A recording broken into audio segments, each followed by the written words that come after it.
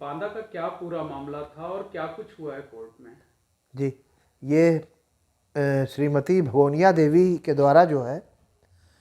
1971 में इनकी नियुक्ति हुई थी बेसिक शिक्षा विभाग में, और 1980 में गवर्नमेंट ऑर्डर आया। उस गवर्नमेंट ऑर्डर से ये कहा गया कि जो 1981 से हर कॉलेज में एक पद जो है चतुर्श्रेणी कर्मचारी के लिए, और उसके बाद 14/5/81 के आदेश से 165 रुपये प्रति माह पर इनके लिए आदेश पारित हो गया। परंतु इनको हर माह की सैलरी नहीं दी जाती थी, जिसकी वजह से 1985 में इन्होंने इस हाईकोर्ट में एक रिट पिटीशन फाइल की, जो 2007 में निस्तारित हुई, ये कहते हुए कि बेसिक शिक्षा विभाग के अधिकारी इनके प्रत्यावेदन को कंसीडर करते हुए और सारी चीज़ों को, सारे तथ्यों को ध्यान में रखते हुए एक आदेश पारित करेंगे। उस प्रत्यावेदन को निरस्त कर दिया गया, जिसके खिलाफ भगोनिया देवी ने पुनः इस हाईकोर्ट में एक रिट पिटीशन 2010 में दाखिल की। उसी पिटीशन में माननीय उच्च न्यायालय के सम्मुख अभी बहस हुई और दोनों पक्षों को सुनने के उपरांत सारे तथ्यों को ध्यान में रखकर, सारे तथ्यों को सुनकर माननीय उच्च न्यायालय द्वारा ये आदेश पारित किया गया है कि जो 165 रुपये का आदेश 1981 में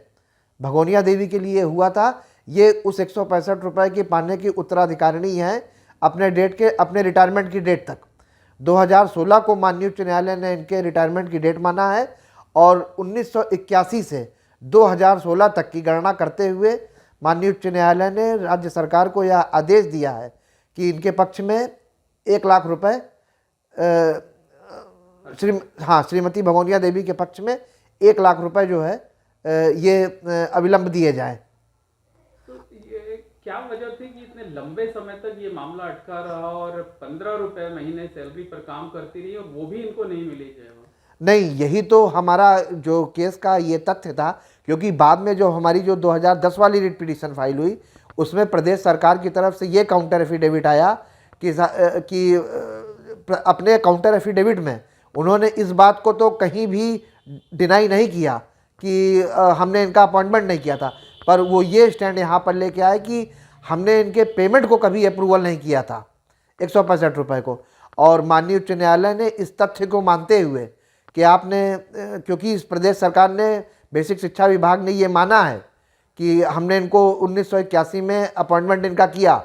इस तथ्य को मानते हुए माननीय उच्च न्यायालय ने 165 रुपये प्रति माह के हिसाब से गणना की 1981 से लेके 2016 तक।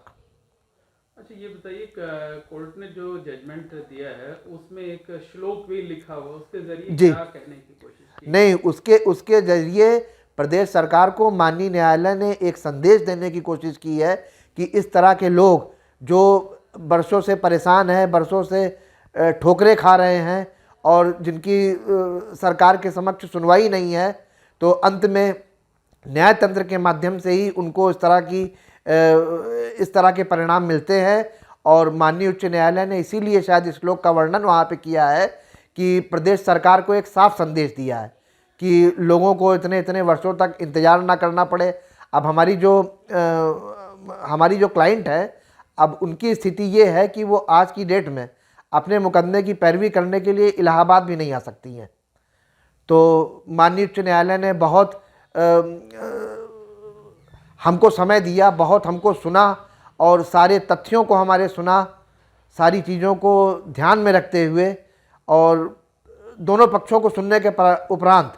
ये माननीय उच्च न्यायालय ने आदेश पारित किया है। तो जो आपकी क्लाइंट हैं भगवंती देवी, जी, वो क्वेश्चन फैसले से उनको लगता है कि इतने लंबे समय बाद मिला, लेकिन अब इंसाफ जी नहीं, हमारी मुवक्किल ने हमेशा से न्याय तंत्र पे भरोसा किया। इसके पहले वो 1985 में भी एक बार इस न्यायालय के सम्मुख आ चुकी हैं। 2007 में उनका मुकदमा यहाँ से डिसाइड हुआ था। उसके बाद फिर उन्होंने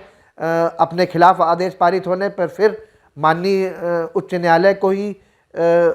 न्यायालय में ही अपना मुकदमा फिर दाखिल किया और उन्होंने न्याय तंत्र पे हमेशा भरोसा रखा।